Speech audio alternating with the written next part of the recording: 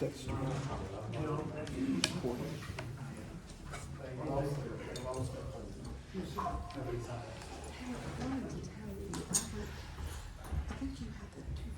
Okay, we all come to order. I'd like to call on Jonathan Amos of Troop 333, Family Scouting. Please give an invocation. Please stand for the presentations of the colors. Color guard forward.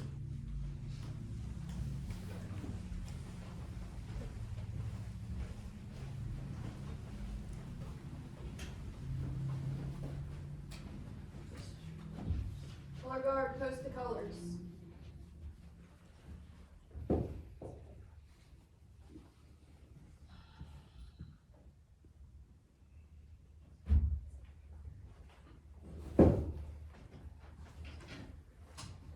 Scouts, attention.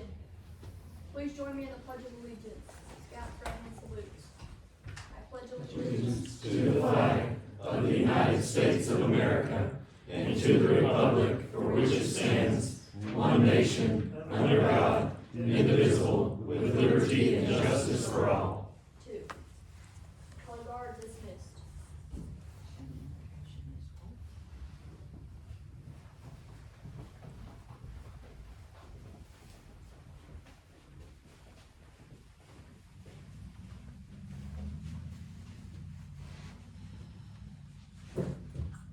You may be seated.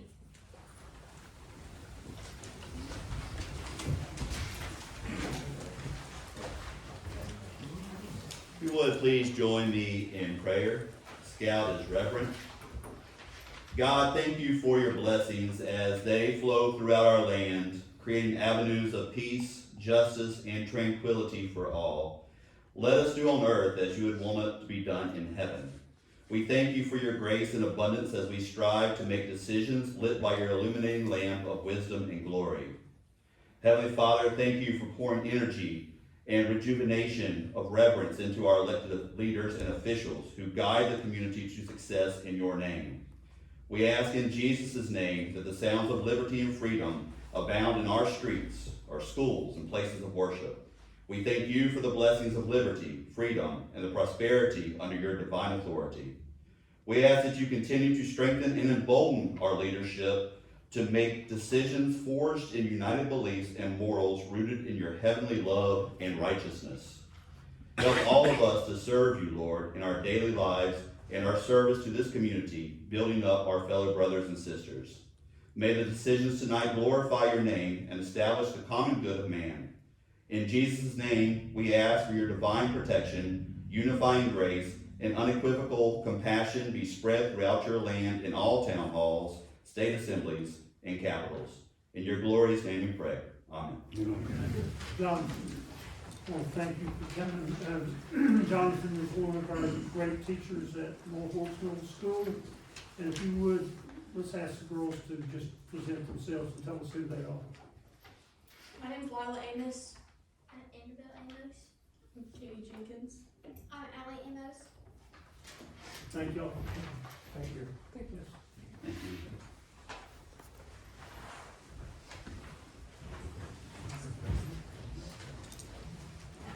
Any additions or deletions to the agenda? No, sir. Okay. We need to approve the agenda. Is there a motion to approve? So moved. A second. Second. All in favor? Aye. Thank you. Okay. Any awards or recognitions, Chief Mathis? No, sir. No, tonight. Okay, and I do have some business to take care of.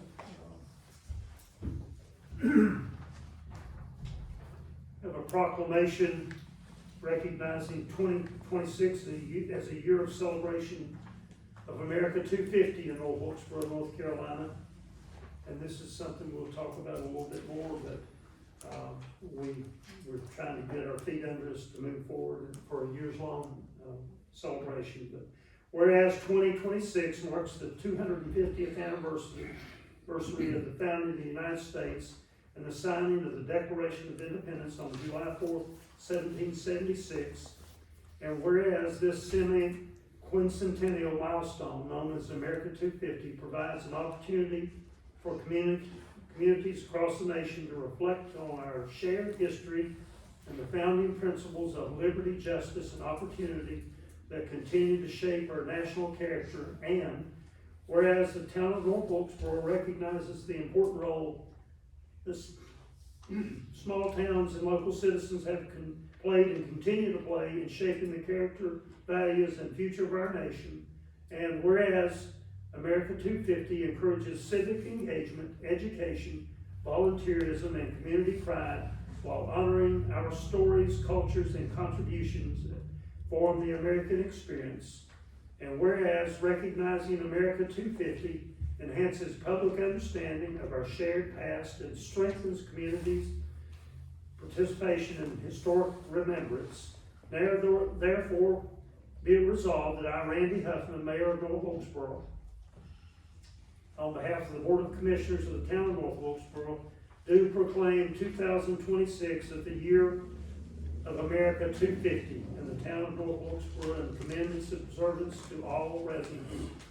Now therefore be it further resolved that the North Wilkesboro Board of Commissioners encourages all residents, civic organizations, businesses, and small groups community groups to participate in commemorative activities, educational programs, and celebrations that recognize this historic event and affirms the commitment to the ideals of the United States of America. Proclaim this 6th day of January 2026. Randy Huffman. Thank you. I might add to that we, I think the first week we had a mayor's and managers meeting and talked with Arden Kennedy, the chairman of the county board, and with Dale Ison, the town manager, mayor of Wilkesboro, and our town managers and county managers, talked about things that we could do to put some gunpowder in the celebration, because we were behind the times, and so we're working on that. And what we have done is each of us has agreed to name a board member and a member of the community to serve as part of a larger group, but we're also recruiting people in the town. We have some wonderful citizens that are involved here in town, and so I have appointed Andrew Palmer from our board and Neil Cashin as our historian to serve on this committee. They've already met and come up with a number of wonderful ideas. Was asked to speak by the president of the Rotary Club last night and spoke to them. They are very enthusiastic and hopefully we're going to get behind with some money there. Met with Darwin Nichols last Friday. Eddie and I did because one of the comments from our managers and mayors group was that we need to make the fireworks more spectacular. So we're working on ways to do that. Darwin has some wonderful ideas and really bought into that, and so we're thrilled. But that's just one of many things that we want to do. And so anybody has any ideas, please see Andrew, myself. We're reaching out to the broader community, trying to make this something special.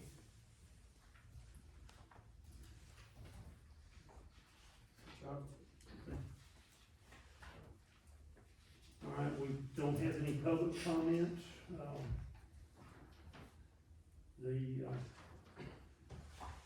We have routine business. All this may be approved in one motion. So we have, I will read through the whole thing, Dylan. And if there's anything that needs to be pulled out separate, we'll do that. Otherwise, we'll use one motion to consent for the whole package. Is that correct? That's correct. So we're considering the Board of Commissioners special meeting minutes for April 8th, presented by Dylan Blankley. We're considering the Board of Commissioners regular meeting minutes November 6th, 2025 by Dylan Blankley. We're considering the Board of Commissioners regular meeting minutes, December 2nd, 2025, I tell them blankly. We're approving an amended 2026 holiday calendar. There was a typo in it, I think Dylan said. And then we're requesting to surplus, that's a verb, town-owned property, and that's 3 vehicles, Eddie? That's correct, yes, sir. And these are ones that are not on lease, but ones that we own, that's correct? Yes, sir. Is there any action to pull any of those out of the, do I have a motion to approve these as read? Mr. Mayor, I make a motion, we approve the consent agenda as read. Do I have a second? Second. All in favor? Raise your hand. Aye. Thank you. Time now for the town manager's report of emerging issues. Yes, sir, thank you very much. I'm pleased to report that we've received a grant award relating to greenway repairs that resulted from Helene, and this is a Helene local government grant program. The total amount being $1,936,412.60. And that's thanks to the efforts of Nate Revis, Dylan Blakely, McGill Associates. We submitted that and received notification of approval. So we're excited to have that opportunity to make those repairs to the greenway. The 3 specific areas I think that we discussed last meeting where there are needed repairs, and so this certainly will enable us to get things in order. We're looking forward to that. Next, we have Chief Robbie General here with us, I think. Yep, there he is. And Robbie, we appreciate what you've done to get this Class 3, ISO Class 3 for us. You're very welcome. You wanna make reference to that? We're excited about it. First time in town's history, fire department's come up with Class 3 rating. With the design and build of the new station and everything we put forward as far as training and all, we got the wheels in motion to get that to the next go around. I've worked close with Marcus Scott from the state to make sure this is gonna happen, so everything's in motion. Next time we should be a Class 2 when we get done. That's what we're striving for. It was 6.5 points away this time. Appreciate your So effort. that will help Daniel.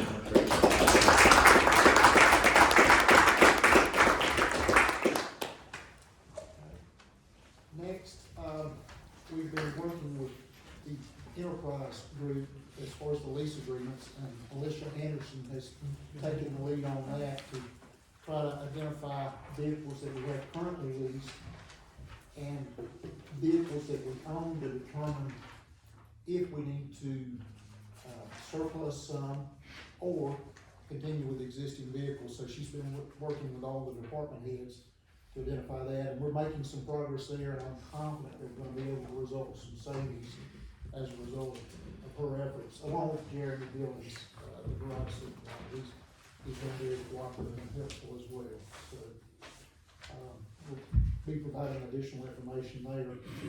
The North Wilkesboro Fire Department project, things are progressing there. I talked to the engineer, local engineer, Devin Staley, as far as the site plan. He is hopeful that he will have that complete by the end of this week for submittal to pursue the permits and such.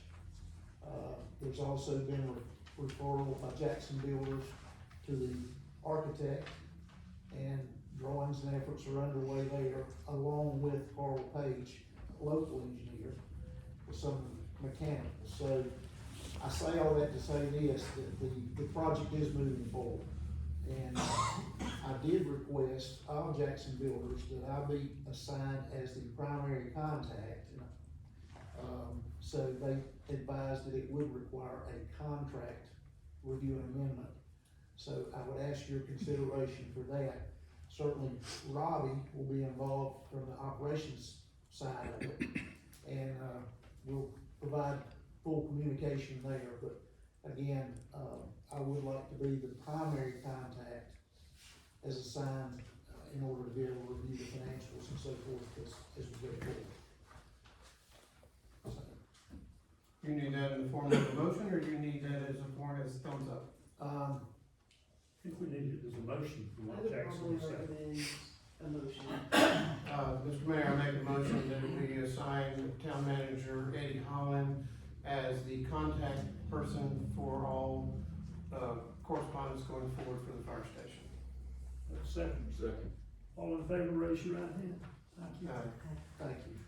If I may add, one of the things also that we need to consider, and Eddie's been working on, with staff, is that's probably an 1.5 acre development plan for the fire station on a 4.6 acre. Yes, And one of the things that I've been in communication with Mr. Revis and Mr. the Chief, that we want that whole site developed and cleaned up, and we want that to be welcome to North Wilkesboro Fire Department. So we're working with the site engineer, Eddie is, to try to develop that and get it looking very good. And that plays into the part of the site development because they have identified trees that need to be removed because they're going to endanger the building and parking. So that's the first step we're working on. yes. Okay, next, there was mention about the possibility of having the ethics class, that's required for the new members here locally. And so Dylan has made some contact with the school of government and pursuing possibilities there. If that is something that you all would prefer to do, we'll certainly continue that pursuit and effort.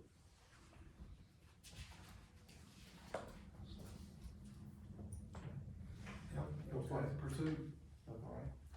All right. David Webb, Nate Revis, Mike Shue, I want to extend thanks to them for some of the tree pruning that they did, prior to the holiday. And, certainly we're looking at the additional trees and needs there. And we've also been in touch with the Wilkes Community College and going to discuss with their horticulture class about the possibilities of assisting us with some improvements and such as far as landscaping and what have you. And they seem very receptive and responsive to that possibility. So I just wanted to make you all aware that we certainly hope to continue efforts with that, so. May have, we talked about B Towns. Yes. We reached out to B Towns and he actually called me about 10 minutes ago, or texted me, and he's gonna get with us this week, and he's willing to offer his expertise, so that will help you to find a town as well. With regard to the B Street Park, efforts continue. The grant application has been submitted to pursue the additional $20,000 or so that we were short as far as the grant. We're awaiting word on that, so hopefully we're gonna get them that soon, but we're eager to move forward with the B Street Park and the slope stabilization and the wall and the sewer line, and get that area back in order. But just wanted to make you aware that, again, we're awaiting word on the further possibility for the additional funding. Smooth Park project, I'm gonna defer to either Nate or Dylan on that for the update. I know the project is moving forward on schedule, but do you all have anything additionally to add there? We have an item in the agenda for this, we can Okay. cover it there if the board would prefer, or we can cover it now and skip that later. Just wait until the agenda item comes up. Okay, all right. Relocation of the administrative offices here in Town Hall. We're looking to move the offices back upstairs. Originally had proposed that be done mid-January or so, but as you'll note, I have another item on here that involves lighting. So what I would like to do, if approved, is to get the LED lighting installed and get those improvements made prior to trying to make the relocation of the offices. But we have talked with the mover, we tentatively discussed some scheduling, but again, there's another item here that's gonna reference the lighting, which is the next item that I have here. We have a proposal from Clark and Sons Electric to replace, the lighting in this facility. The total is $7,980, and that would install LEDs throughout the facility. And that does include the Duke Energy rebate that's available on these fixtures. And, based on the references and the calculations, this potentially could be a 3-year payback with electricity and such. I personally think it's a good move. So I'd ask your consideration for you there. And we can bring that up under item L. That's correct, yes, sir.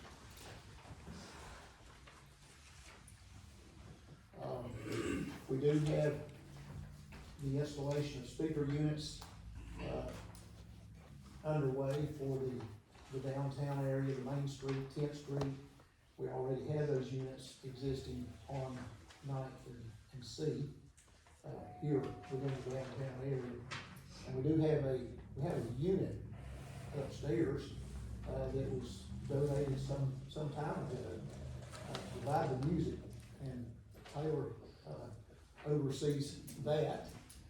And so, the wiring is installed. We've been able to do that in-house with the maintenance personnel.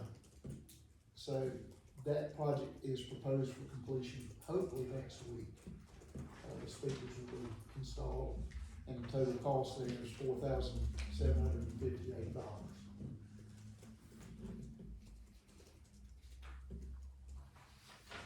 We need a motion for that. That's within the manager's discretionary spending. And that's been appreciated by people that I hear on the streets, so thank you for what we've done so far. Thanks, David. Lastly, we've been working with David Poor, McGill Associates, and the SRF, the State Revolving Loan Fund. We had received a loan, for the water treatment plant, some time ago. And it's been determined that we really don't need all of the improvements that were originally proposed for the water plant, especially with this joint intake and such. Therefore, we've requested a combination of those loan funds to be able to use those toward the joint water supply intake and the raw water line. Originally, that loan fund totals $6,735,000. And it's a 0% loan, and then it has a 25% principal, forgiveness. So essentially, with the grant funds that we have, the $15 million, and then the $7 million approximately for the raw water line, with these loan funds, we'll have what we need to participate and go forward with the joint water intake and the raw water line. We're awaiting approval for this with the state, and hoping to hear soon, but verbal communications that we've had with them, it's been very positive. And we feel like we stand a good chance of getting this approved to be able to go forward, so, certainly keep you all informed on that development. In the meantime, I would ask if you all would entertain the possibilities of approving this pending the approval by the state for the combination of these loan funds, and to go forward with the current proposal as far as the intake and the raw water line, the low bid proposals. What is that 25%?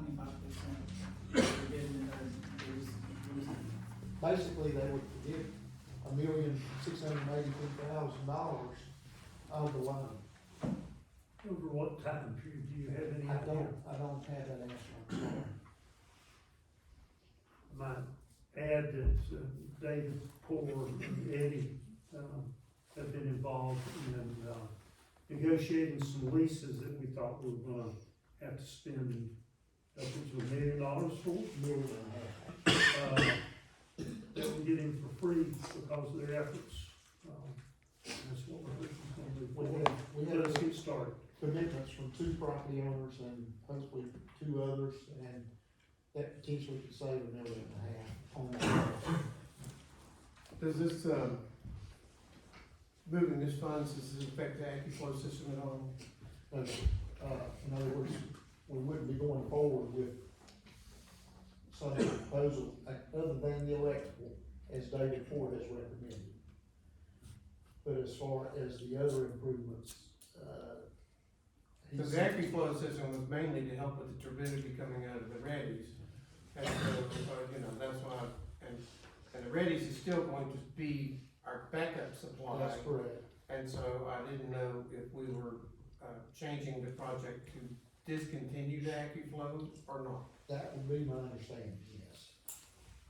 David Ford told us that he does not think that He strongly recommended using the, shifting that money. Okay. Should we have him come speak to the board about that? if you like, sir. The only problem we have with David Ford is he lives in Avery County, and so I'm sure he'd be glad to do that. But time is of the essence on this water intake funding that we have, and we need to move forward as soon as possible. We don't wanna lose another opportunity to get water intake. That's all I'm saying. And I can assure you,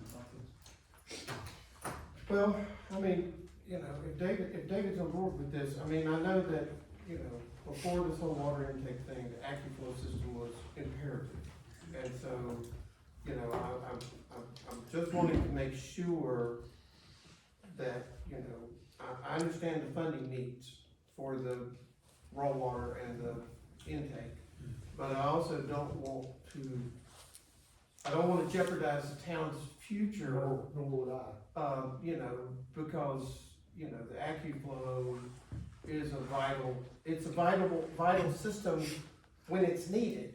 But if we can make do with it, because like I said, granted, once we have the new water intake, then, the Reddies is strictly a backup and, but some of the improvements also were to also create the process of, cleaning up the water coming out of the Reddies versus, the water out of the Yakin is going to be, better, easier to process.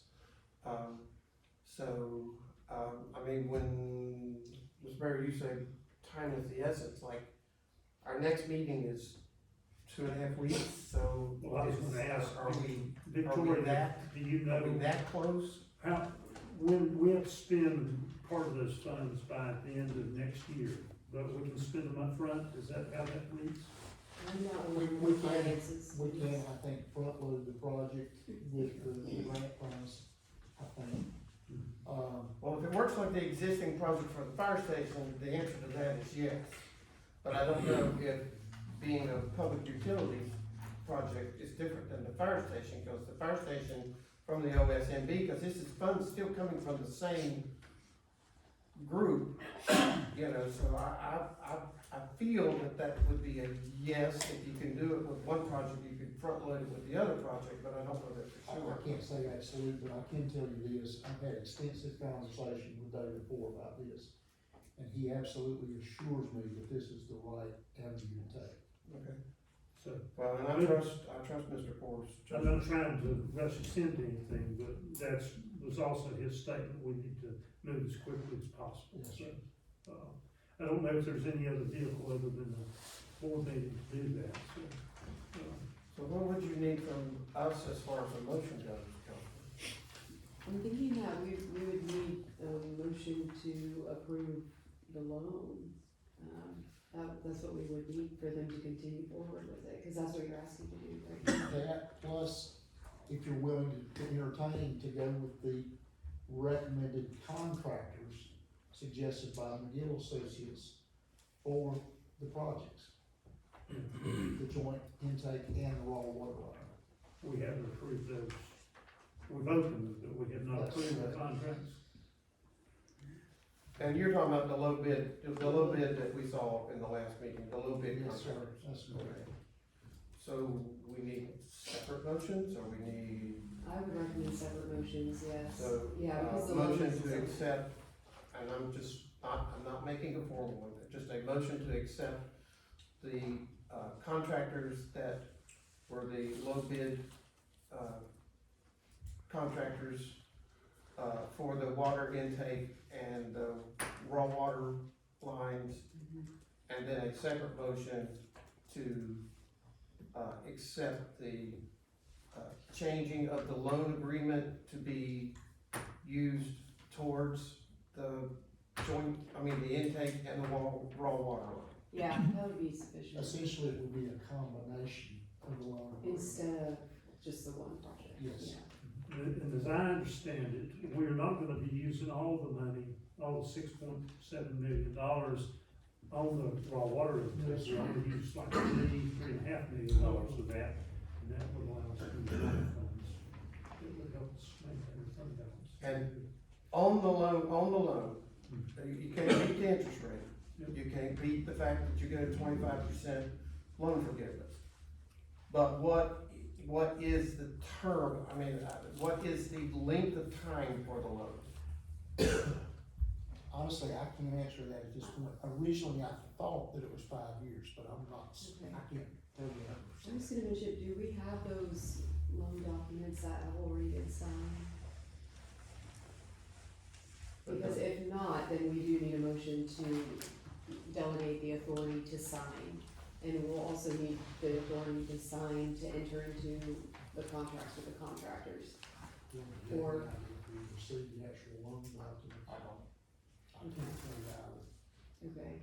Because, If- any loan is gonna encumber the taxpayers of North Wilkesboro or the water users of North Wilkesboro with debt service. Mhm. And although it's the best possible that you could get, I think it's important that our citizens know exactly what this board will be voting for as far as encumbering our citizens with paying that loan back and the terms of that loan, just for public record.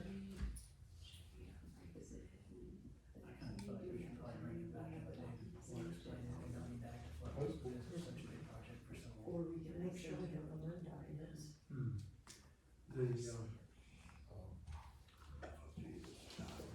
I don't have that specific. If we know that. I trust them, I know that, but I mean, I think for the community. the other thing is, So my recommendation would be, depending on time, either we'll need to make a motion today to approve continuing with the loan, and then you'll have to delegate the authority for someone to sign, either the mayor or manager Holland. Or if we want to wait, then we could put those, loan documents in the agenda packet for next meeting. Well, And vote or, as, the mayor has stated, it's more difficult for Mr. Ford to come to a later meeting. Could we entertain a special meeting, a special call meeting next week with one agenda item, which is to discuss this loan, which encumbers why we would change from this process to this process and what the terms of the loan are and all of that. Could we, and because I understand being expeditious, but I also, I want to make sure that, we're being responsible as far as what we're signing on to. So, because I agree with you, that one thing that's important is to find out what effect this is gonna have on our utility rates, both in town and out of town. I think that's critical, and maybe, I don't know if that would give, Ms. Anderson enough time to help us what we're looking at. And I mean, that's not atypical. Typically, when we have contracts that we're approving and delegating authority, we have them in the agenda packet. So if we wanna call a special meeting for that, that would be appropriate in my I mean, opinion. I'm all for making the motion as far as accepting the contract, the bids and the contractors that McGill is recommending. I'm all for that today, because we've seen all that paperwork. But as far as the other part, I think there's a couple of questions that would be more prudent if we had the answers to it. I'm hopeful that the approval of the condemnation will not change the terms of the original one. Let me ask this, we got $6.7 million in funds for the AccuFlow system, and it's forgivable, 25% forgivable. But are there other loan funds that we might be able, if there is some unforeseen problem, and could we go after those so that we can move forward? I mean, I understand we've already approved this loan once, because we approved, this board, you know, a majority of this board approved the whole process of the AccuFlow, you know, so but I think because we're sort of changing this around, I think it would be just good if we could just, you know, so, I mean, we've approved this loan, but. A long time ago. But, you know, I'm just thinking possibly to revisit it, just to make sure that So we're advertising the requirements for a call in 48 hours. 48 hours. So, You want to have it in the day of my, David's. Yeah, I think if we could do it so that Mr. Floyd, maybe late afternoon or something like that. And, you know, but I'll be happy to go ahead and make the motion officially that we accept the McGill and Associates recommended contractors for the water intake and the raw water lines, project that we are undertaking. we have a second. A second. All in favor, raise your right hand and say aye. Aye. Thank you. So, what action do we need to have a motion for the calling? Well, and I'm actually fine too with going ahead and giving Manager Holland the ability to sign necessary documents at the time that it arises. So I'll make the motion that at the time that it arises, that we give the authority to Manager Holland to sign the documents that we need to move forward. So Yeah, we're the second. raw water, With the raw water project. okay, for the raw water project. Do we have a second? Second. All in favor? Aye. Thank you. Thanks for keeping that moving. Thank you. Yes, And all you're doing. that's it's the most important thing on our agenda. Yes. We do have some economic development matters, I think that we're proposing to discuss later. I've referenced on here, I requested, credit cards be issued for both Alicia Anderson and myself. I think other managers have those assigned. I don't know that any formal action is needed. Obviously with limits, is all for the others. I think that's pretty much what I have. Thank you. Thank you all. I've got one quick emerging topic. Yes, sir. I just wanted to kind of put back on the radar, like, some of the surplus properties, particularly like the Black Cat Station. Do you have any updates on that? Just getting it on the market or whatever. we're doing. Yeah, the terms, we are registered on gov deals, and the terms have been submitted to them. So I think our next step is just to go ahead and list the property. Can I make a mention of something? Yeah. What has been discussed with the mayor, is the possibilities of doing an assessment of all town properties, especially vacant lots and other properties, to try to determine what we might need to look at as far as surplus or. I think if you will do some research, and you will find that it's already been done. That we have that somewhere, because, I seem to remember a couple of years ago that all of those, properties were, identified, and, so I'm not sure where to go see it, but I think that's already been done. That'd be great. That'd be good. Also, we discussed, asking, or plan or two, to begin a process of looking for vacant lots that might be able to be built upon private end. I don't know if the town has any, but trying to encourage, building in town. Because we need the housing. I know I talked to Mary Boggus, and she told me with K Street, I don't know how many of you have seen those houses, but they did do a project and they built some houses there. Some period of time, drove by the other day and looked at them, but they have some money available that they can build some houses as well.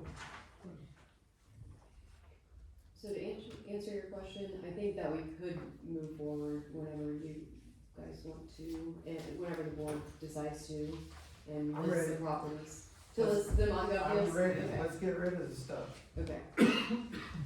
Dylan, is there any additional information you wanna add to that? I think we're all signed up and ready to go, we just need to put them on there. Yep. I think there were other reasons why, we have been waiting, but now I think we're ready to go, so. Yeah, sell Okay, so, I guess we'll go ahead. Can I get a motion for that? Just so we have it on there. that specific property or just surplus Just properties? surplus properties to list. I make a on motion this. that we move forward with listing and selling surplus properties inside our town jurisdiction. I second. I've got one question. Mhm. So, do we just list it, or do we have like a real estate agent trying to help market it to make sure we get? I think because of the way it has to be sold, which is an upset bid process, it has to go through like that. I don't think you can use a real estate agent. Can we put signs out there so people know?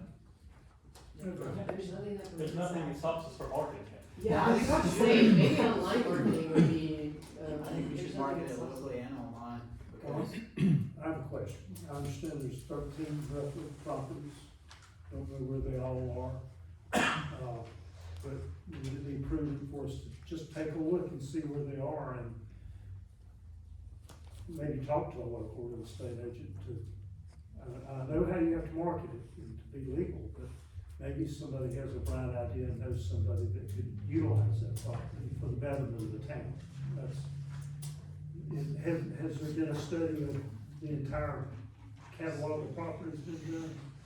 Well, the biggest problem, Mr. Mayor, is that the town cannot, let's see how, it's, because you cannot use it as an economic development per se, it's hard for the town to enter into any type of situation where we are conveying what we would like to have happen to the property, because that's the way that the statutes are set up, that, so, you know, it basically has to just go, I mean, the town still reserves the right to, you know, even if it goes through the upset bid process, the town still has, we have the final say as to whether or not we approve that, but you have to, but as far as who and what and how, you know, we have to be very careful with that. I guess where I'm coming from on this is we owned Finley Avenue property and we sold it and then we bought it back. And are there other, I don't know where these properties are there properties that might serve for a park or for a public restroom or something that would be for the public good that maybe before we market it, we at least consider a possible use by the town, which would be. I'm okay with getting the 3 new members out. Me and him and Chris have seen it, but that's good if they wanna see it. I'd love to see Yeah, it. it's not tough. I mean, from my perspective, we started this when Wilson was here 7 years ago. So to me, it's like, why are we not doing this? But, If you want us to wait and not move forward with gov deals, we could hold off on doing that, and if you wanna explore those other options, and that's what, and the board would like to, not put that certain property, if they decide that there's one that would like to turn into a park, we could wait on that one. Okay, well, Do I need to rescind my motion? Yes, and if you guys do not wanna move forward with that, if you wanna wait, Well, we know we want the Black Cat Station sold. okay. Agreed? Yeah, I would like to look through it one more time just to make sure that we're all on the same page of what we're selling. Because there's that one lot that was beside B Street Park up there that was on the surplus. I think we took it off. I wanna make sure it's off. It's off for sure. Okay. Because like, it could be a parking lot or something for B Street and that, we need Why to don't we do keep that. it? Mr. Mayor, I formally rescind my motion at this time and, reserve the right to bring the motion back at a later date. Thank you. No other action? Oh, one more thing. When we do sell them, I think that we should put signs out at all properties and say, hey, this is for sale at this website, so that people in town know. And, I don't know how much further you go beyond that. I don't know if you have them listed on the town website, how much work that would be. But I wanna make sure that people know about it and we can get as much money as we can for them, so that they don't go to strangers on the internet that don't even live here for pennies on the dollar. Okay. That's all I have, thank you, sir. So, consideration of old business, Alyssa, are you here? Talk about prohibition, hot rod, and moonshine festival. Thank you, Mr. Mayor, and Commissioners. You have in your agenda packet, a road closure request for the Prohibition Hot Rod Moonshine Festival.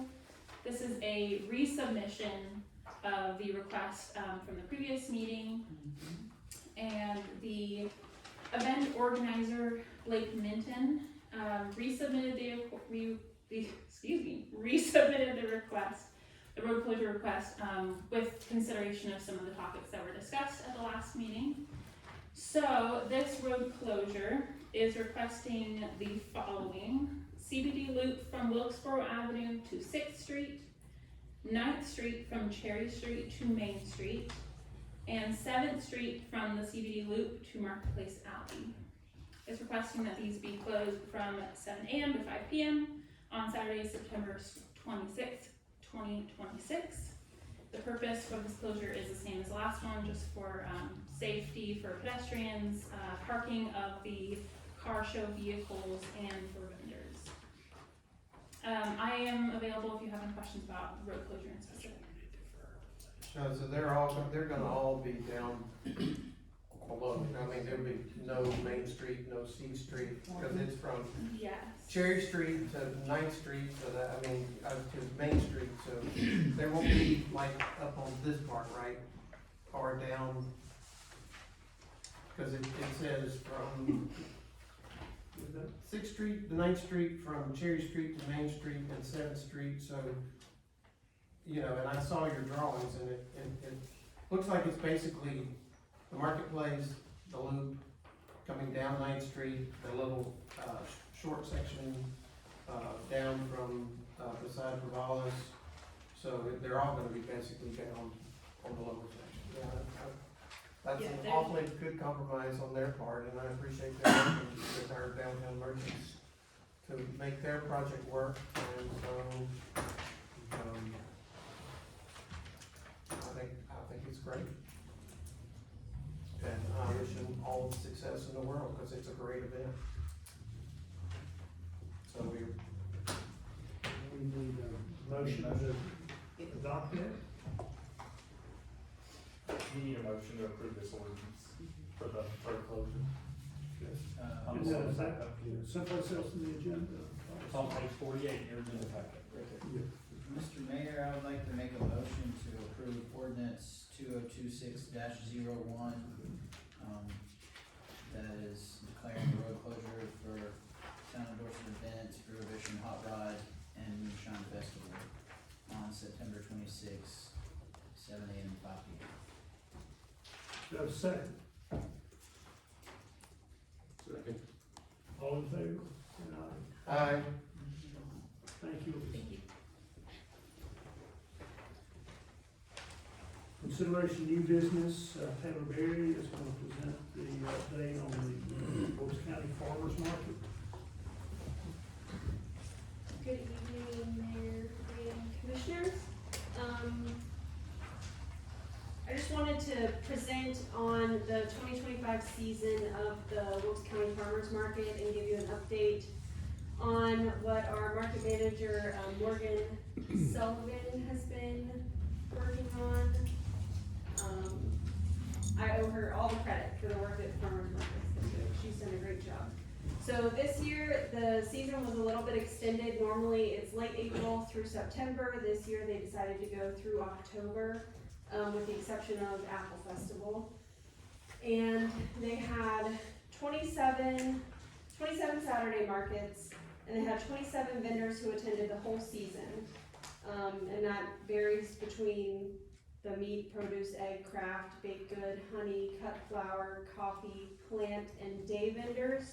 So the day vendors were businesses that only came to the market during peak season for one product. So they had, a berry farm that came out when they had their berries ready and things like that. But there was an average of 18 to 20 vendors per market this year. Special events and programs. This year there was a monthly event starting in April, and then there were 2 events in May. The 4th of July event was in June. They did tomato tasting in July, a back to school event in August, which they had sponsors for to give away backpacks with school supplies. They did a barnyard bash in August as well. Community Day was in September, and then their pumpkin market was in October. And they also added 2 holiday markets this year, one in November and one in December. The November market, they had an individual counting participants for that market, and they had 276 visitors at the November holiday market. And next year, they're planning to add a featured product category to every month. So like a flower, flowers or meat or something like that. The marketing that's been done for the farmers market this year includes sponsorships. So there were 6 season sponsors, which are shown on the banner. They had 2 event sponsors and then 2 giveaway sponsors. They continued the loyalty card program, which was if you attended a certain number of markets, you got a card punched at the market manager table, and then you could turn it in. And each month they did a giveaway drawing, and you could win something from each vendor at the market. And they were able to collect contact information for participants that way also. This year, Morgan started a monthly email newsletter to let everyone know what was in season that month, the events they had going on, and some other information for participants that gave their emails at the market. They had wrap cards designed this year, and they distributed those to local businesses, the library, the extension office, Airbnbs, and the visitor center. They actually got them in visitor centers across the state, I believe. They hosted a design contest on social media for their t-shirts that they had done this year. So students were able to submit designs for t-shirts, and one of them won on social media, and that's the design they went with for the t-shirts this year, and they sold 30 t-shirts. They submitted events to the Journal-Patriot and the Record for promotion. They had paid ads and regular posts on social media. They attended the county fair. They had a table, that's in the bottom left corner there, a display, and they actually won $50 for the market at the fair. They participate in our digital billboard. When they have seasonal events coming up, they display product signs, their sponsorship banner, and signs on the days of the market pointing people in town to the market. They're just signs that have, farmers market with an arrow on them. They attended Light Up Downtown as a vendor to pass out flyers for the holiday markets, and Morgan, heard a lot of comments from the community in attendance at the market this year that they heard about the market from somebody else that had been going, and they didn't even know we had a farmers market, so that's great. Some of the things that Morgan oversees, we have nutrition programs that we run through the farmers market, so that's things like the senior farmers market nutrition program. We do a market bucks program with the health department, and we accept WIC at the farmers market. We had over $4,300 in market bucks redeemed this season, which is nearly double what we collected last season. She handles market promotion through the radio, newspaper, social media, the billboard designs and things like that I was talking about before. She handles the monthly newsletter, she oversees every market day, she's there helping vendors set up and filling empty spaces when possible. She puts up the signs out downtown, she handles the loyalty cards, newsletter signups, and t-shirt sales, and she manages the nutrition programs. She communicates with all the vendors about the market, safety, laws pertaining to different things like how to properly can your jam before you sell it at the market. She works closely with our extension office. She plans all of the events, and she oversees the advisory board. The advisory board is something that they started this year. And it consists of myself, Morgan, an agent from the extension office, and 3 or 4 of the vendors that have been at the market for a long time. And let's see. She also completed Farmers Market Management 101 through the North Carolina Farmers Market Network and NC State University this year. She was selected out of the North Carolina Farmers Market Network to participate in that program. And the Farmers Market holds an annual meeting in January every year to determine what hours the market is gonna run, if they're gonna start earlier or later, what events they're gonna do each month, and that's about the only time they meet as a big group other than the market days. So if you have any feedback or suggestions, questions, anything, I would welcome them and I'll pass them along. One thing that I hear, and I know that Manager Hollins heard as well, Larry Stone has a keen interest in our farmers market. It's dreamed of making it bigger or better in some way. That's a good thing. And then the other thing I'm thinking is the good folks up at North Wilkesboro Housing Authority, and maybe the towers, somewhat live in a food island. Maybe Greta Ferguson, do you ever work with her to get them to the farmers market? They have vans and that sort of thing, and maybe we could work with the folks at the towers and get them more involved as well. Mr. Mayor, may I say just one thing real quick, and it's beyond, it's outside this farmer's market, which, good job. I mean, you know, the farmer's market it's a strong asset, but I'm gonna step out of my commissioner's chair for just a second, because as a downtown merchant of a long time, I saw the 2 events that were spearheaded by Taylor and Elisa. One was the Downtown Bucks and the other one was the Punch Card. And both of those events in all my years of being downtown, I don't know that I have ever seen quite as much excitement. I mean, I actually had people coming in to, you know, and so I just wanna say a thank you for the hard work that you guys did in promoting what, you know, is a valuable asset. It's not the only asset that we have, but a valuable asset in our downtown. So as a merchant, long time, and I'm sure if you spoke to others, there would be many that would agree with me. I would like to just say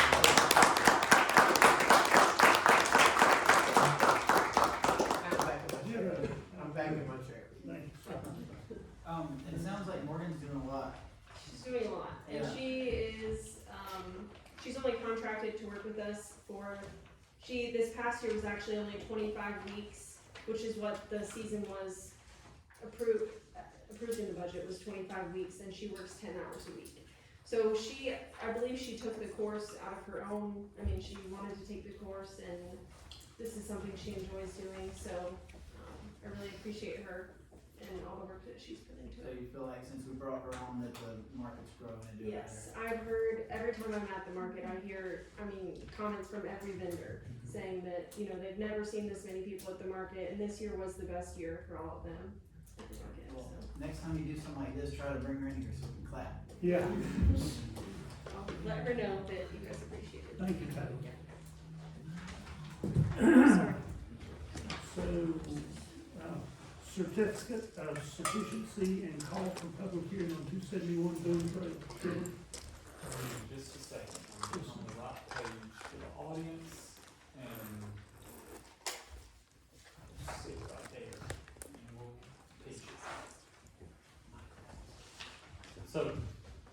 Good evening. We talked about this some at the last board meeting. This is what I've brought before the board tonight is the certificate of sufficiency, and if the board is willing to call for a public hearing for an annexation for 271 Boone Trail. This, as the certificate of sufficiency says, they provided in their petition the meets and bounds of the property in question. The area is contiguous to North Wilkesboro's primary corporate limits. This property is surrounded on every side. If you look at, I'm pulling it up on my end, fixing it up here, on page 63 in your agenda packet, this is the property in question. It is surrounded by the town on all sides. They are interested in annexing in order to get water and sewer on their property. And the board has any questions?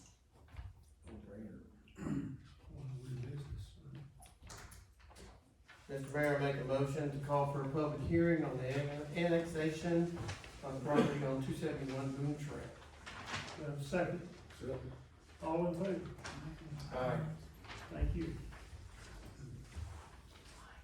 That's everything you need. Yes, sir.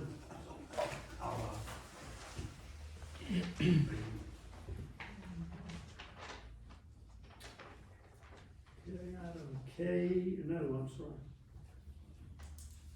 What action do we need to take on the postponement of the Shaker Street property?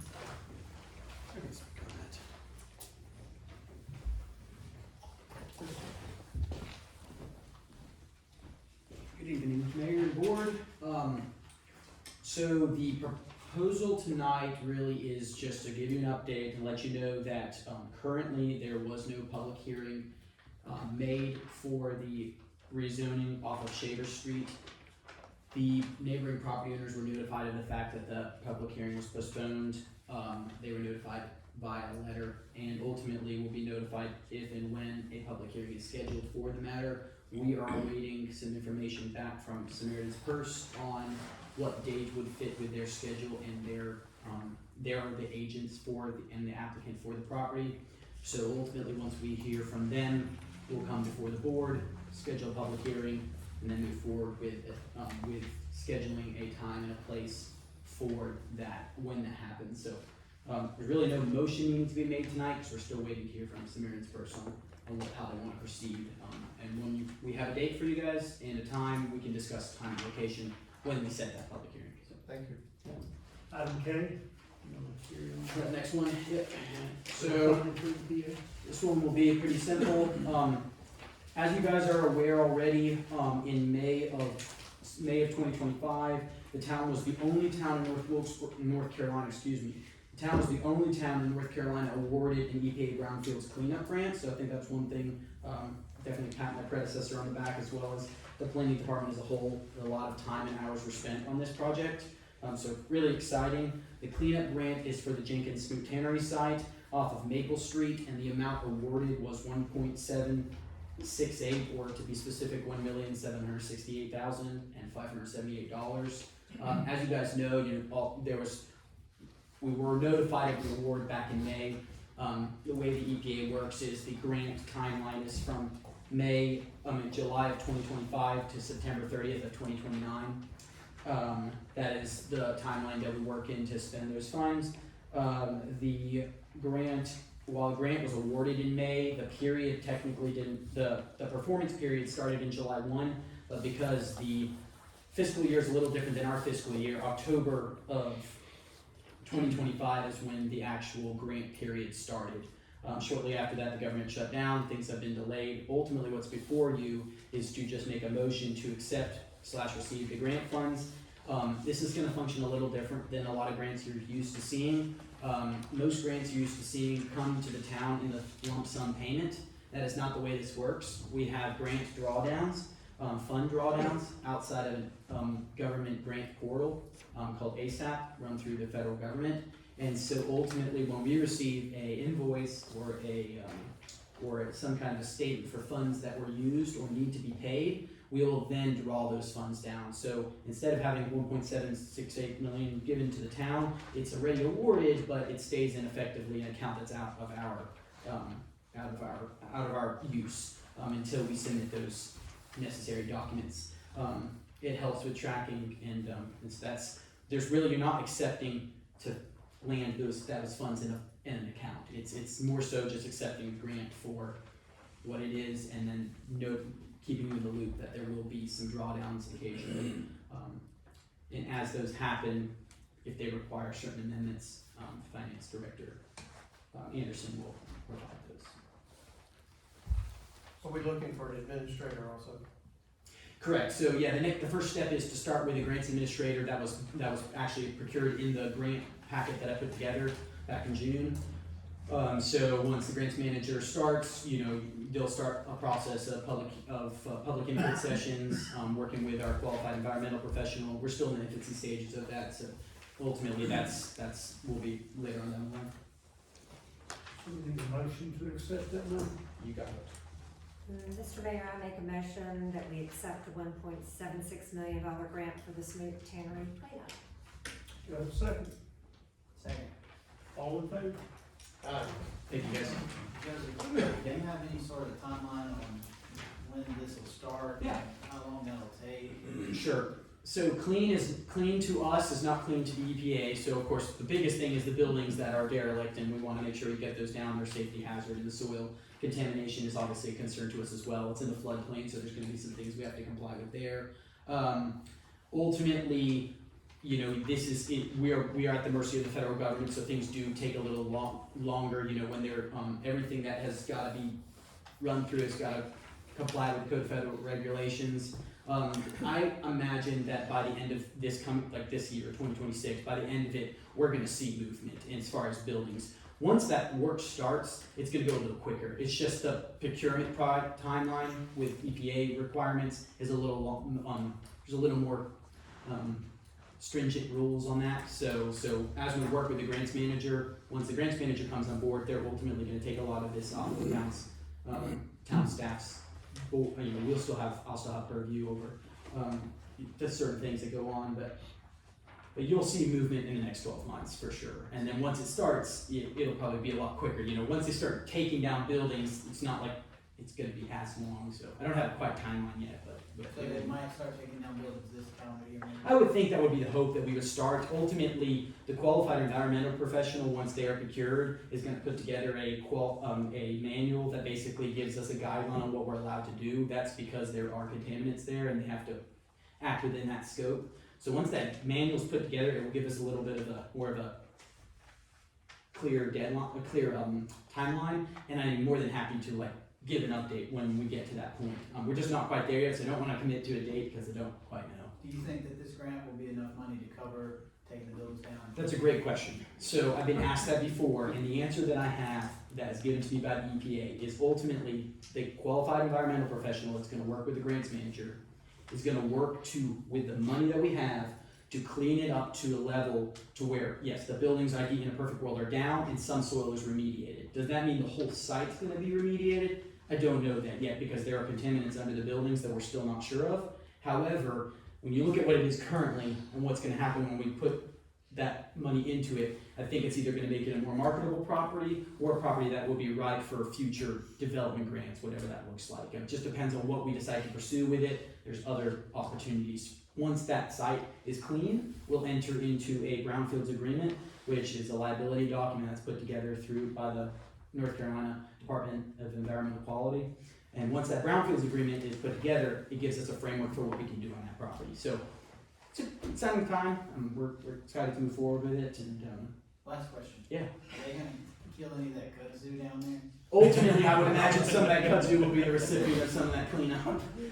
Spray some chemicals on it. During the summer months, we try to hit it as best as possible with killer because we want to make sure it's not growing into the road. The unfortunate part is we are dealing with dilapidated buildings, so there's only so much the town from a liability standpoint can do before it starts getting dangerous. Good question. Yeah. Correct. Let me get Gables now. Two questions.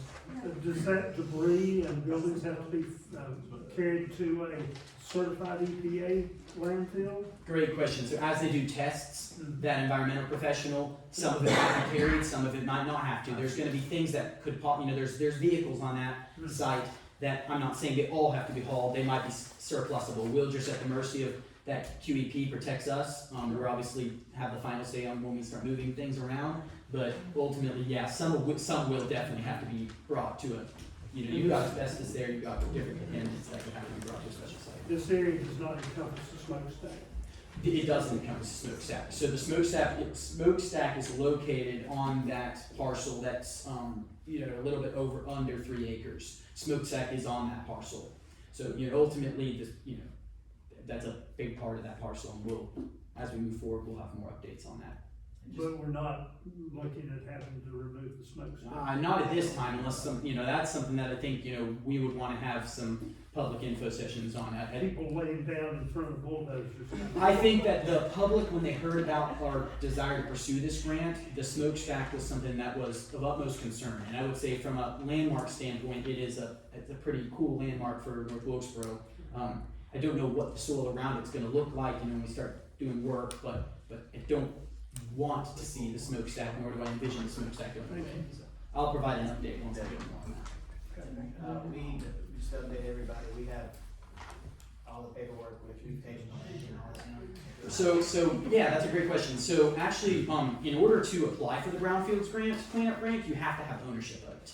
So we took ownership of it in the late fall, last quarter of 2024.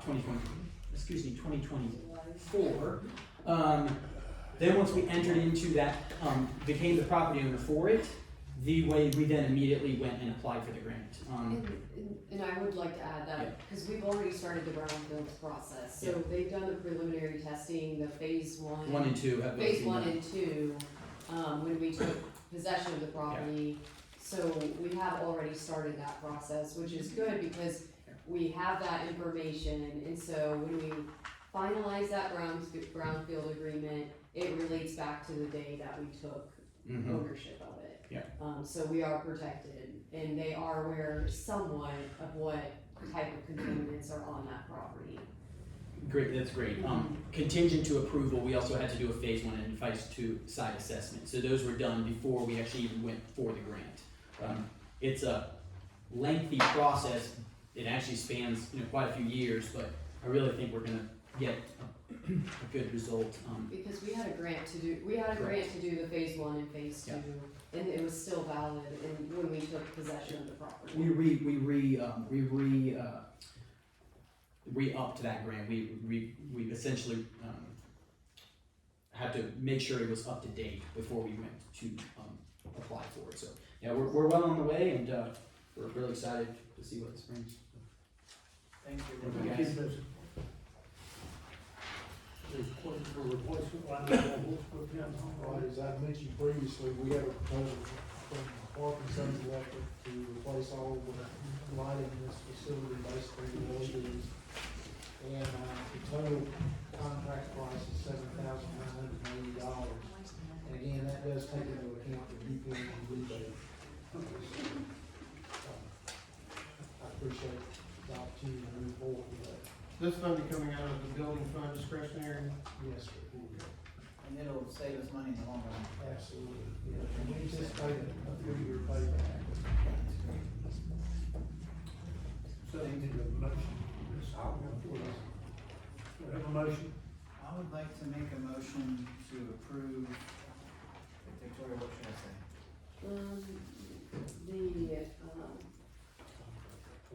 The contract proposal, for Clark and Sons, to approve the replacement lighting.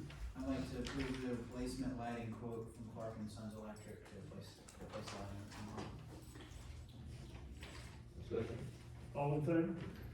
Aye. Thank you. Request to accept grant funding for NC Leads program. There you go. Thank y'all. Try not to bother y'all once or twice a year, so I do thank you. We had a good year last year at the police department, and we're looking forward to a good year this year. Main reason I'm here is something I'm excited to announce. We've been working on for about 6 months now.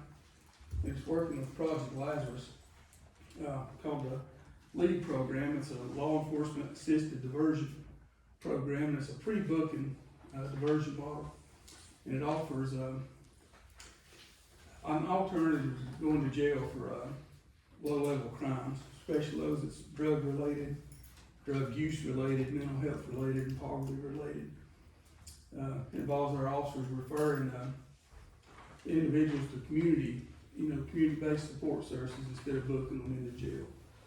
It's a good tool for our officers, and but the biggest part of it, Sheriff's Department's doing it, Wilkesboro's doing it, but we're going to get $24,000 to implement the program that can be used toward our salaries.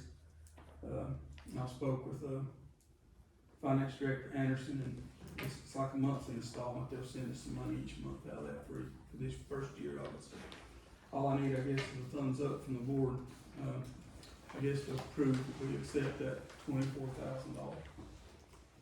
I think we should put it in the form of a motion. Mr. Mayor, I make a motion that we accept the grant funding for the NC Leads program. Do I have a second? All in favor? Thank you, Chief. Thank you.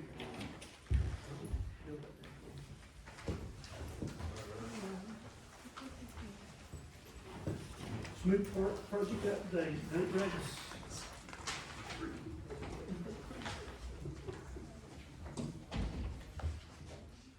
Good evening. I'll try to keep it quick. Since the last time we spoke, we had the holidays come up, so it kind of slowed the project down just a little bit with everybody taking off for the holidays, but we're right back on track. Got everything started. Should have see some wainscoting going up this week, and tile should start closer towards the end of the week. A lot going on the inside of the building. A lot of the exterior stuff is what it is at this point in time. So we're still on track. Looking good. Thank you. Thank y'all. Putting up that slide gave it a whole different scale. Yeah, it did. You happy with the work they're doing? So far, so good. Do we have a motion on who's the first one down the slide, Michael? It won't be mine. I think it's I'd like to make that motion. I get stuck in the two.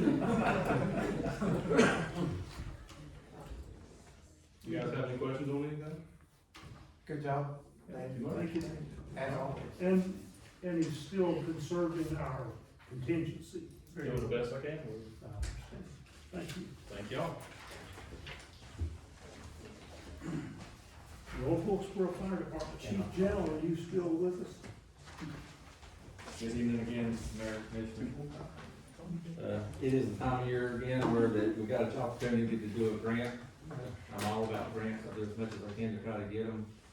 This is a matching grant. The grant's $40,000 from the state, so the town would have to put up $40,000. It would be used to buy air packs, which in 2 years, we'll have 15 air packs to go out of date, out of service, which will have to be replaced.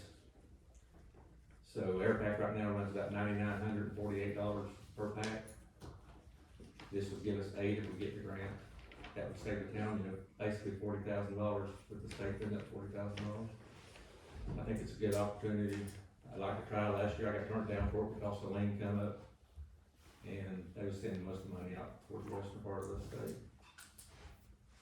And all I need is a thumbs up to say go get it. I'll start looking over there. Yeah, we can. Sensors one. I'd like to make a motion to allow him to, Chief Jones to apply for a grant for the match for the 2026 volunteer fire grant fund application.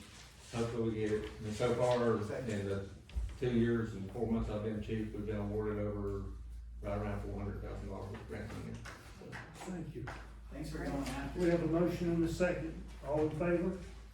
The rescue grant was approved, all of our rescue stuff's now with the rescue commission. Hopefully in a couple of weeks we'll hear something back from them, and all that was done through the lien money. Have we got a grant like this one before? We have, You think we'll get it? I hope so.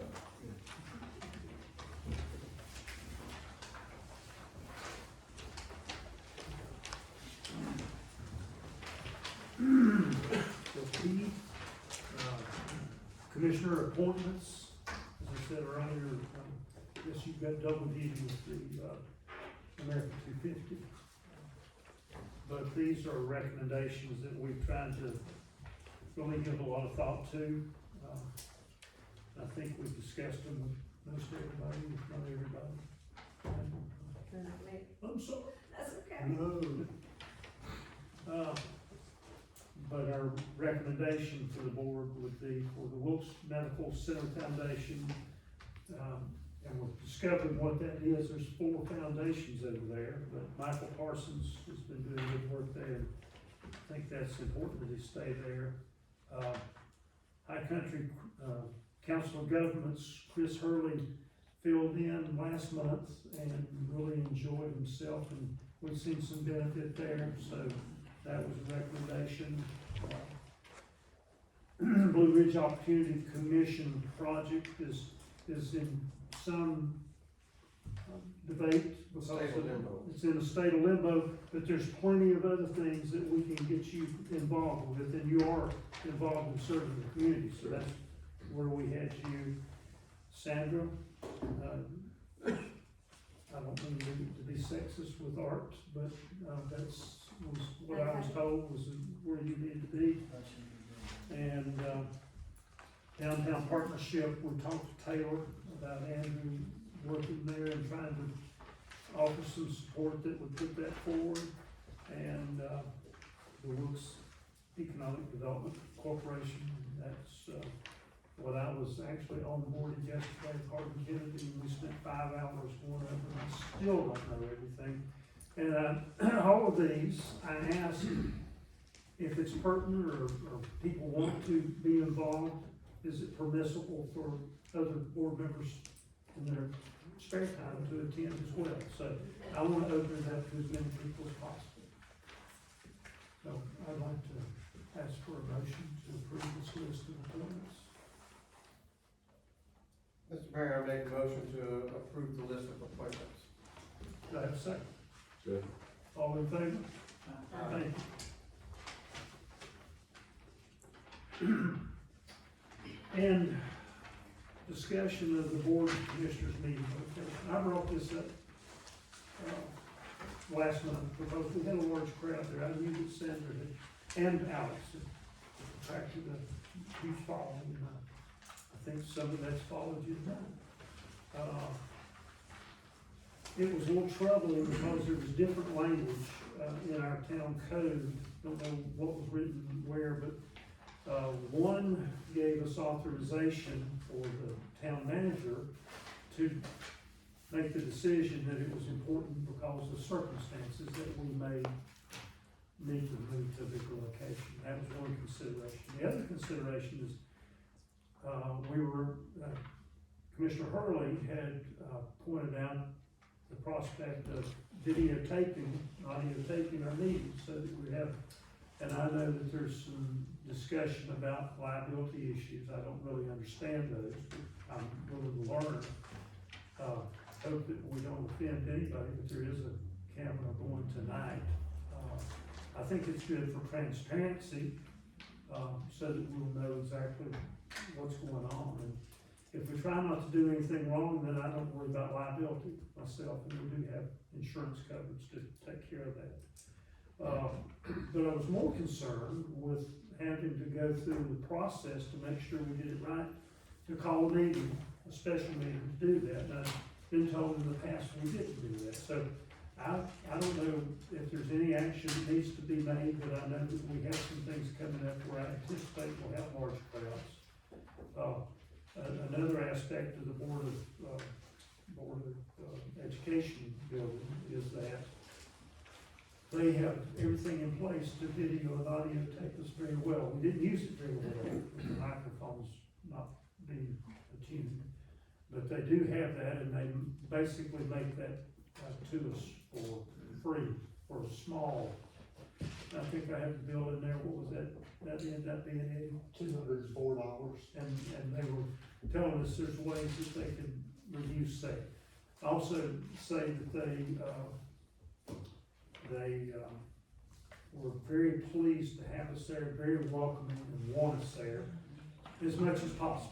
So I understand people like our home here, and, it'll seat, Dylan tells me it'll seat 60, how many, Dylan?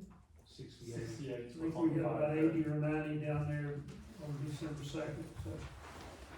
I think it, maybe clarification to keep from having a, special meeting, if we need to have a change, or an emergency that we had to change, that maybe we need to look at doing something, Victoria, to clarify that, so. Okay, I haven't particularly looked into that issue, but if you are wanting to change the venue of the meeting, then I would recommend that the board amend the agenda and change the location of the meetings. Or particular meeting, if you have that in mind. Are we open for discussion? Yes, sir. I've been in this boardroom now, this is Andrew and I's 6th year, and this is what feels like home. Okay. I like the fact, sitting down there, although it was a little grandiose, sitting down there during the December 2nd meeting, I felt very detached. I also had this gigantic computer monitor in front of me, I couldn't even see, because I'm not very tall, and those seats sit very low, and I couldn't see. When I sit at this place right here, I can look everybody that's in the audience in the eye, and they can look at me, and I feel a connection to the citizens and the people that bother to come, that's the wrong word, that wish to attend our meetings so that they can also participate in the process. So, me personally, if we know that it's going to be an issue that would definitely require the possibility, you know, I mean, I know during the COVID years, we had to change venues just because of the safety factor. But me personally, I like this connection that I have with all of you here, so that I wish to stay here. I'm not suggesting we move on a permanent basis, that ship has sailed with me, I understand that. And I think I meant to say amend the calendar, not the agenda. Oh. I apologize, that was confusing. It's I meant the, to say that the board would need to amend the agenda, or the calendar for that meeting, and where it's held. and I guess it's not the fact that I don't think this room would have held the crowd we had on December 2nd, maybe standing room only. But it would have been uncomfortable, and it would have kept some people away, and so making it open to everyone. For celebration was one thing, but if it's there to be heard, it's another, and I know Joseph gave me the alternatives of if we have so many people that we won't fit, then we table it and come back to another meeting, but what if that person traveled to make that? So I'm just suggesting that in those unusual circumstances, that rather than having a call meeting, that we would maybe defer to the manager or any of the board members, for that matter. Has that been a problem before? No, I don't know of any time that we've actually had a time of meetings. I mean, we've been full. Was there too many people? Yeah. We've been full, but I mean, Have we ever been, I've seen people standing on the sidewalk, I know I've seen that. I think in the event that you thought that we might need a bigger room, it's nice to have that space. My biggest thing is, you know, I wouldn't wanna do it permanently because the reasons he said, but also like our staff members that come to these meetings, they've been here all day. That's just one more place for them to go. And I like this song. But yeah, if we need to do something to make it easier and then to take it down there, I'm cool with that. Like, I'm just trying to find a way that we don't have to call another meeting and all that to do that, so. Maybe to make that with the manager in consultation with the mayor and the mayor pro tem, or some combination, that we would need to do it. Can we do that? Technically, the board could delegate the authority to change the venue of the meeting, yes. And I think there's something in the town code says that, still would like to know why that it would be needed, because again, like I said, we've seen some hot button issues in this room over the last 6 years, and I don't know of a time where we didn't accommodate everybody. So if the board would like to delegate that authority, you could make a motion tonight, or if we, at a meeting, they put up, the board could just do it themselves. That would be the two options, I recommend. We would have to wait and have a motion made in a meeting. At a special meeting. Yeah, so you could either call a special meeting, or like at tonight's meeting, you could say for the next upcoming meeting, we're going to amend the venue. And again, that's kind of like, how do you know? I mean, how do you know what the attendance is gonna be? That's why we did have to call that special meeting that time, or you could make a motion to delegate that authority tonight. How do we have, sign-ups or, estimation of not public comments, but public hearings where people get to speak? And the same 5-minute rules apply there? Of all of the meetings, yes. And Dylan, I think that'd be, do you have any insight on that? That might be more of your opinion, how we could gauge that? Usually we hear about it in advance. The two very hot button meetings that I have been here for, we have known in advance, so it's gonna be a lot of people here. Well, if we knew that there was gonna be a lot of people and we were concerned about it, could we call a special meeting just to change the venue? That's what you would do. Yeah. That's what we would do. That's the I option. mean, no more than that's gonna happen, I mean.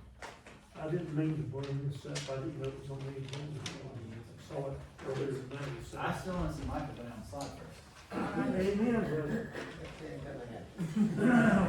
So, There's not enough grease in this world. do I need to entertain a motion that we're in closed session? Yes. Mr. Mayor, I make a motion that we conduct a closed session according to NCGS 143-318.11, subsection A, subsection 3, for the purpose of attorney-client privilege. Also, 143-318.11, subsection A, subsection 4, for the purposes of economic development. And 143-318.11, subsection A, subsection 6, for the personnel matter. And do we need to invite anyone in? Yeah. Okay. Thank you. And we have a second. All in favor?